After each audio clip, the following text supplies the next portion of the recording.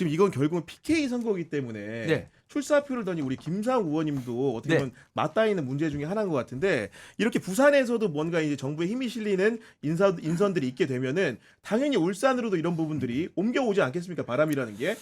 근데 좀 우리 울산은 조금 힘든 건 사실이에요. 왜냐하면 부산, 네. 울산, 경남이 약간은 좀 다르거든요. 다른데 부산은 참 부러워요. 지금 해수부가 가서 확 살아났잖아. 아니 우리 울산도 좀 주시면 좋을 텐데 우리 울산에는 아직까지는 일단은 부산은 해수부가 가서 참 부럽고 저 그래서 네. 부산에서 그때 국힘에서 해수부 필요 없다길래 울산 주시지 그랬는데 그 부산으로 갔는데요. 네, 울산은 사실 이번 지방선거에서 저는 우리 울산이 초접전지 최고 접전지라 보고 있습니다. 맞아요. 네. 지금 여론조사상으로는 여론조사 결과 따라 다르긴 한데 일단 울산, 경남 여기는 여론조사상으로 양자 대결했을 때 10% 이상 이겨야 본선에서 이길 수 있어요. 왜냐하면 샤이보수가 결집을 하기 때문에 10% 정도 따라잡아 버립니다. 그래서 10% 이상 차이를 내야지 여론조사 때 본선에서 승산이 생기는 거거든요.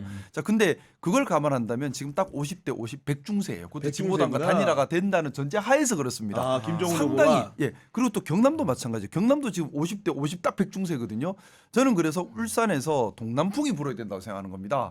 민주당의 파란 동남풍이 확 불면 자 어떤 효과가 생기냐면 울산과 생활권역을 같이 하는 양산 또 울산과 생활권역을 같이 하는 기장 여기도 파란 바람이 같이 불어요. 그러면 일단 경남 선거에도 분명히 훈풍이 될 겁니다. 그래서 울산 선거의 승리가 전제되어야 경남 선거도 이길 수 있다는 생각이고 그리고 열심히 파란색 동남풍 그래서 요새 제가 표를 하나 만들었어요. 어떤 거예요? 자 한번 해보실까요?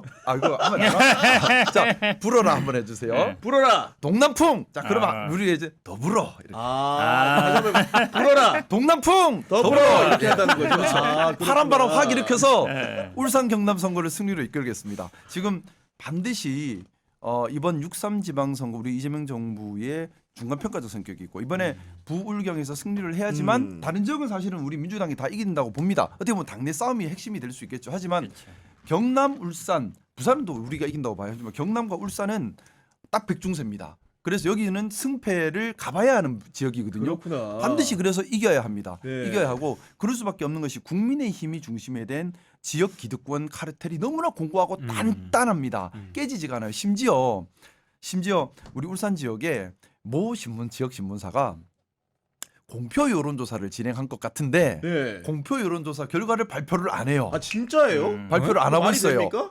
신고하게 돼 있죠 나중에 다 상부적으로. 근데 아직 안 하고 있어요. 조사한 건데 지금. 조사를 했다는데 발표를 안 해요. 근데 네. 소문에는 양자 대결에서 현 시장이 좀 불리하게 나왔나 봐요. 자, 이 정도로 기득권 카르텔이 공고한 거예요. 야 말이 되나 그게. 그래서 쉽지 않은 선거고 그래서 반드시 이겨서 정상적으로 공정한 민주 도시를 만들어야 합니다. 이제 그런 좀 사명감을 가지고 있고 제가 그래서 감히 그 얘기를 자꾸 말씀드려요. 6.3 지방선거 이번 영남에서 6.3 지방선거는 일종의 시민혁명이다. 민주 도시 민주화를 실천하기 위한 일종의 시민혁명이다. 저 그렇게 말씀드리고 내가 금세 하나 찾아보니까요. 네. 울산이 얼마나 부자냐면 1인당 GRDP라 그러잖아요. 네. 압도적인 일이에요. 압도적으로. GRDP가 그렇죠. 지역 경제의 척도인 8,500. 지하철 전 세계가 아니라 전국 평균은 4,900인데 네. 8,500. 대구는 10년째 꼴등이거든요. 3,100. 2배가 넘어요. 그렇게 차이가 나요? 예, 그러니까 사실은 울산이 압도적인 생산 다 아시잖아요. 뭐 자동차, 중공, 뭐 모든 기본적인 기간 산업이 있는 데라서 울산이 우리나라 산업의 중심이죠. 근데 제가 조금만 더 말씀 올려도 될지 모르겠는데 사실은 그렇기 때문에 위기에 빠진 겁니다. 뭐냐면은 울산이 지금 몇 가지 위기에 빠졌는데 첫 번째가 고립 도시가 돼 버렸어요. 완전히 고립되고 그러면서 이 국민의힘 중심의 기득권 카르텔이 강력하게 권력이 시민 사회를 종속하면서 반민주적 생태계를 만들면서 공정한 경쟁이 사라져 버렸습니다. 자, 그렇게 돼 버리니까 어떤 문제가 생기느냐? 청년과 기업이 다 이탈하고 있습니다. 그래서 청년이 찾아볼 수가 없어요. 다른 도시들은 이탈하면 청년들이 다 수도권으로 가요. 인구가 수도권 빠지는데 울산은 전국으로 다 빠져요.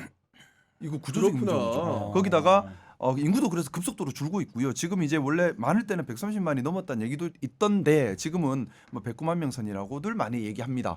급속도로 줄고 있고요. 또 기업들도 지금 전통 제조업은 남아 있는데 새로운 신규 투자가 거의 잘 일어나지 않아요. 예를 들어 현대차 아틀라스 공장, 현대차 미래산업이 새만금으로 가버렸죠. 울산에 안 오는 겁니다. 또 현대중공업 같은 경우도 성남의 연구 R&D 단지들이 다 넘어가 버렸습니다. 그리고 신규 투자가 안 일어나요. 그러니까 지금 하는 거는 하는데 미래에 대한 개척을 안 하고 있는 겁니다. 왜 그렇게 되었을까요? 이게 기존의 기득권 카르텔이 공고화되면서 굳어져서 미래 산업을 발전할 수 있는 기본적인 생태계, 시민사회 생태계 안 만들어지니까 그렇구나. 정주요건이 나빠지면서 청년과 연구인력이 다 빠져나가 버리는 겁니다. 이렇게 되면 도시는 무너지죠. 특히나 지금 고립도시 상태가 심각한 것이 전남 광주 통합특별법 통과됐습니다. 대전 충남 통합특별법 논의 중이죠. 대구 경북도 논의 중이죠. 부산 경남도 법안 초안 준비하고 있고 김종호 의원님이 곧 발의할 예정이라고 합니다. 울산만 조용해요.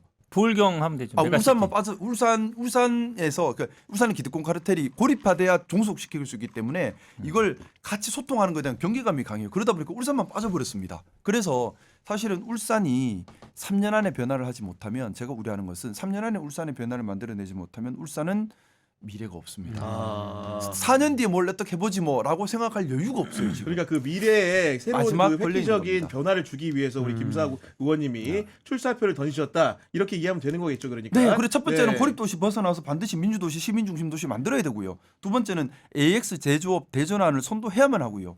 세 번째는 무너진 시민 기본 사회를 보강 이제 살려내야 되거든요. 이런 것들을 이제 3년 지나면 못 합니다. GRDP 얘기 괜히 꺼냈다. 그러니까 지금 당장 지할 때 그러니까 지금 저는 용인이 줄줄줄줄 부러워요. 나오네. 줄줄줄 저는 나와. 용인이 부러운 게 용인 반도체 산업이 좀 미래가 있지 않습니까? 그러니까 현재가 항상 그 용인 수원의 분들은 이러거든요. 울산이 아까 원래 120만에 정점 찍고 지금 109만 8만이거든요. 근데 이제 용인은 110만 넘어가고 뭐 이러는데 뭐 예산도 거의 2배. 뭐 저기 공무원도 거의 2배. 왜 우리는 울산처럼 안 해준다 그러는데 지금 아니, 툭 줄이면 툭 나옵니다. 울산은 지금 중앙의 관심과 지원과 배려가 좀 필요합니다. 아니 근데 저도 사실 말이 빠르고 현근태 변호사님 말이 빠른 편인데 휴메이티님이 김 의원님 말 좀 천천히 해주세요.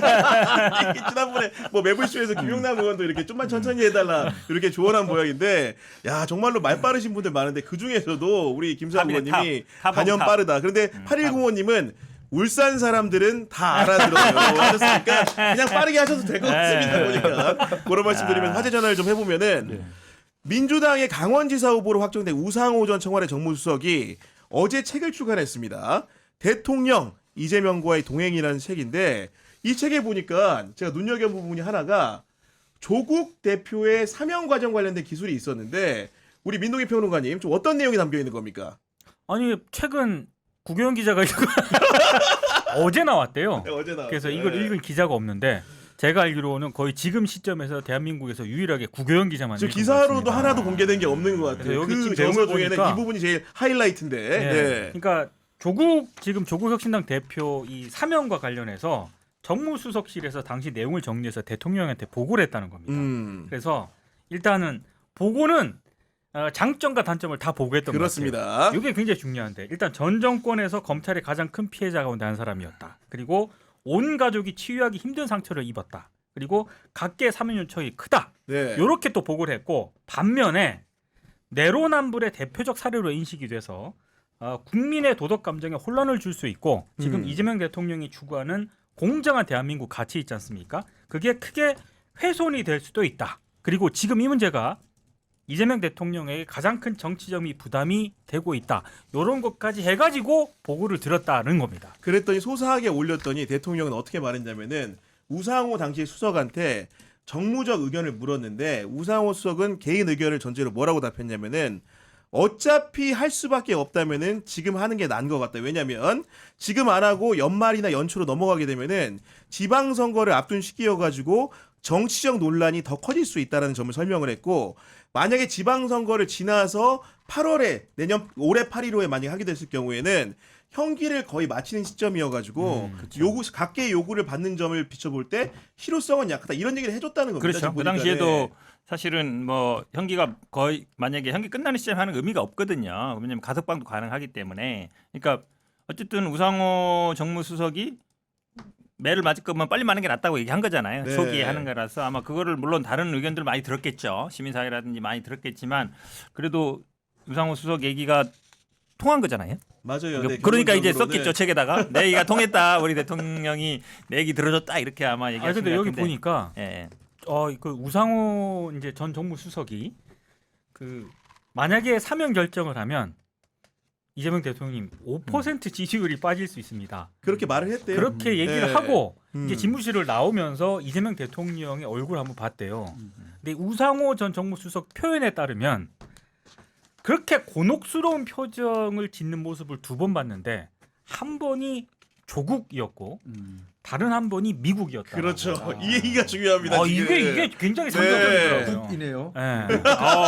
양국 네. 관계 때문에 지금 네. 보니까 아 근데 지금 그때 많이 곤혹스러워. 엄청나게 네. 고민을 많이 하신 것 같습니다. 그러니까 그렇기 때문에 끝까지 고민을 하다가 대통령의 말은 이거였다는 겁니다. 그런 식의 대화를 나눈 다음에 제가 조금 더 고민해 보겠습니다고 한 다음에 휴가를 갔다는 거. 그때 당시에 보면은 그렇죠. 휴가답지 않은 휴가긴 했는데 워케이션 쉽게 얘기해서 휴가지에서 보고를 받는 상황들이 있었는데 공교롭게도 휴가를 떠난 시점에 국회 본회의장에서 문자 하나가 공개가 된 거예요. 그거는 국민의힘의 송원석 당시 비대위원장이 강훈식 비서실장한테 이러저러한 야당 정치인의 사면 복권을 요청하는 내용의 문자 메시지가 사진으로 찰칵 찍힌 그렇죠. 겁니다. 네. 그러면서 다시 한번 논란이 크게 됐던 거였죠. 당시에. 그렇죠. 그때 아마 근데 그 네. 문자 찍힌 분들이 다 사면이 됐어요. 됐어요. 네, 됐어요. 결론적으로. 왜냐면 네. 그게 어찌 보면 원래는 그 문자 찍히면은 틀어지거든요. 우리 인사도 그러잖아요. 미리 알려지면 안 되는 경우가 많은데, 근데 아마 결심을 한 것 같아요. 이미 결심이 됐고 네. 됐기 때문에 그대로 간 건데, 어쨌든 그런 비난을 감수하고 한 거잖아요. 그렇게 비난을 받을 수밖에 없는 한 거라서, 그러니까 조국 대표 같은 경우에는 이 부분을 좀 아셨으면 좋겠어요. 본인이 어쨌든 사면이 굉장히 정치적인 논란이 되고 지지율 5%가 빠질 ком에도 불구하고 대통령이 결단을 해서 한 결단을 거거든요. 해서 한 거다. 그러니까 본인이 네. 당연히 봐야 될 받은 게 아니라 민주당 입장에서는 손해를 감수하고 한 거기 때문에 네. 지금은 물론 약간 뭐 합당 논란 과정의 논란도 있었습니다만 지금은 아마 이 부분에 대해서는 그래도 어느 정도 그러니까 뭐 이재명 대통령 입장에서는 조국 대표한테 그래도 할 도리는 최대한의, 했다라고 생각하는 게 맞는 것 같아요. 왜냐면은 당시에 우상호 수석한테 휴가지에서 전화가 왔다는 거예요. 그 우상호 수석의 표현을 빌면은 그때 전화가 왔다. 대통령이었다. 가라앉은 목소리로 딱 한마디 했다는 겁니다. 이 사면 합시다. 아, 고민을 이랬다는 정말 거거든요. 많이 그러니까 하셨다는 이제 게 그런 느껴지네요. 고민 끝에 했다는 건데 당시에 사실은 여든 야든 간에 첫 번째 사면을 두고 좀 약간 혼란스러운 광경이 연출된 건 맞았던 거죠 당시에. 예. 상당히 혼란스러웠죠. 사실 우려도 많았고요. 참 얼마나 고민하셨을까 또 새삼 더 생각하게 됩니다. 그때 제 기억으로는 한미 정상회담 앞두고 있었던 시기였고, 참 여러 가지로 힘들 그렇죠. 때였어요. 그리고 실제로 이 우상호 전 수석도 이 책에서 언급을 했던 것 같은데 실제로 사면하고 나서요 지지율이 진짜로 떨어집니다. 예. 맞아요, 떨어졌어요. 실제로. 진짜로 떨어졌어요. 맞아요. 예. 거의 5%나 빠졌고 지금 보면 60% 후반대 지지율이 그렇죠. 나오는데 네. 당시에 기억해서 아시겠지만은 높았다가 그 8월에 이제 사면한 다음에 50% 중후반이 중반, 됐기 때문에 그렇죠. 예. 그런 어떻게 보면 국정 동력을 일부 상실하는 것을 감내하면서까지 고뇌 끝에 이제 사면 조치를 맞습니다. 했다. 예. 이렇게 좀 이해할 수 있는 거거든요. 아니, 그때 전국에 국민의힘에도 현수막을 쫙 다 걸었잖아요. 현수막을 쫙 걸었거든요. 사면한 다음에 뭐 저도 가다 보니까 뭐 하루에 뭐 10개씩 보이더라고요. 보니까 사면에. 그러니까 국민들이 그 부분에 대해서 어쨌든 보수 쪽이 봤을 때는 그 부분을 탁 건든 거잖아요. 계속적으로 정서를, 네. 정서를 많이 건든 거죠. 음. 근데 어쨌든 감수했다는 거죠, 그게. 근데 정치는 우리가 뭐 의리나든지 그걸 중시 여기잖아요. 그러니까 감수하고 뭘 하는 거에 대해서는 굉장히 존중을 해줘야 돼요. 그러니까 당연히 손해 날 걸 알면서도 하는 거거든요. 저는 우리 송영길 선배님하고 좀 많이 이렇게 비교해서 보게 돼요. 아, 송영길 대표와 송영길 선배님, 네. 제가 그때 자주 좀 저녁에 자주 소통하고 할 텐데 송영길 선배님은 나는 무죄를 받겠다. 사면은 죄가 있는데 용서를 받는 것이고 무죄는 죄가 없음을 입증하는 것이고 무죄를 받으면 받는 과정이 나는 위험하지만 무죄를 받음으로써 대통령님께 부담을 안 드리고 싶다라는 얘기를 저한테 그때 하셨던 기억이 나는데 사실 어떻게 보면 두 분 다 어떻게 보면 뭐 정치 검찰 때문에 고농을 치렀다고는 하지만은 대응하는 방식은 좀 달랐던 것 같다라는 생각을 좀 했었습니다.